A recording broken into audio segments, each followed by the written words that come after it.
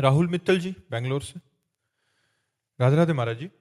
महाराज जी, मैं एक बड़ी मल्टीनेशनल कंपनी में बड़ी पोस्ट पे कार्यरत हूँ। महाराज जी, मैं अपने काम को लेकर बहुत टेंशन लेता हूँ। सुबह से शाम दिमाग में बस काम ही काम चलता है, जिससे गुस्से पर भी कंट्रोल नहीं रहता, इससे स्ट्रेस और आ जाता है। महाराज जी, ऐसी स्थिति में मुझे क्या करना चाहिए? हम ये पूछ रहे हैं कि जितने लोग बैठे हैं किसके दिमाग में काम नहीं चलता है? उसी के दिमाग में काम नहीं चलता जिसके दिमाग में राम चलता है। जिसके दिमाग में राम चलता है उसी के दिमाग में नहीं चलता। नहीं तो सब पूरे सब लोग बैठे हो, सब लोग बताओ, सबके दिमाग में काम चलता रहता है।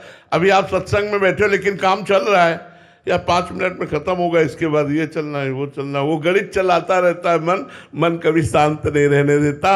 मन शांत उसी का रहता है जो राम में लगता है, जो भगवान में लगता है। तब लगी कुशल न जीव कहूँ, सपने हो मन विश्राम, जब लगी भजत न राम को, शोक धाम तज काम। यदि नाम जप करने लगो भैया नियम पूर्वक, तो आपको शांति मिलने लगेगी। तो थोड़ा सत्संग का नियम बनाओ, 30-40 मिनट सुनो और काउंटर ले लो। नाम जप करते हो आप? यार तो फिर कैसे? दवा नहीं खाओगे तो फिर कैसे ठीक होगे? हाँ, जासु नाम भवभीष हरन घोर त्रैशूल, जिनका नाम दैहिक दैविक भौतिक तीनों तापों को मिटा करके भव समुद्र से पार कर देता है। आज नियम लो कि 50,000 नाम जप करेंगे, राधा राधा राधा राधा।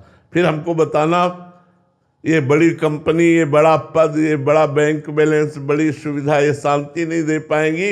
और ये कितने दिन टिकोगे? आखिरकार जब शरीर पूरा होगा तो सब यहीं छूट जाएगा, कोई अपने काम आने वाला नहीं। इसलिए भाई बड़े भाग्यशाली हो, वृंदावन आए हो।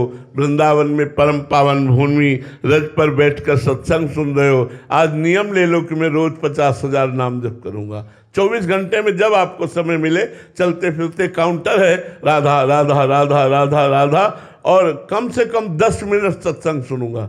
2 बातें आप पकड़ लो, 10 मिनट सत्संग सुनूंगा किसी महात्मा का, और 50,000 नाम जप करूंगा। अगर आप ये नियम ले लो, फिर आप हमें अगली बार मिलना, बताना कैसा लग रहा है।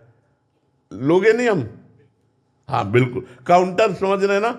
आप उसे खरीद लीजिए, अंगूठी की तरह अंगुली में ऐसे डाले रहिए और राधा राधा राधा राधा राधा, बहुत बढ़िया मंगल हो जाएगा, आप देख लेना जी। मोहित जी, महाराष्ट्र से। राधे राधे महाराज जी। महाराज जी, आपके श्री मुख से सुना है कि तुम जो कार्य कर रहे हो वो सब भजन माना जाएगा। तुम्हारा चलना परिक्रमा है, तुम्हारी निद्रा समाधि मानी जाएगी। महाराज जी, ऐसा भजन कब और कैसे होता है? जिस समय हमारा तन मन वचन प्राण अहंकार सब कुछ श्री भगवान के चरणों में समर्पित हो जाता है, तब फिर उसकी हर चेष्टा भजन होती है।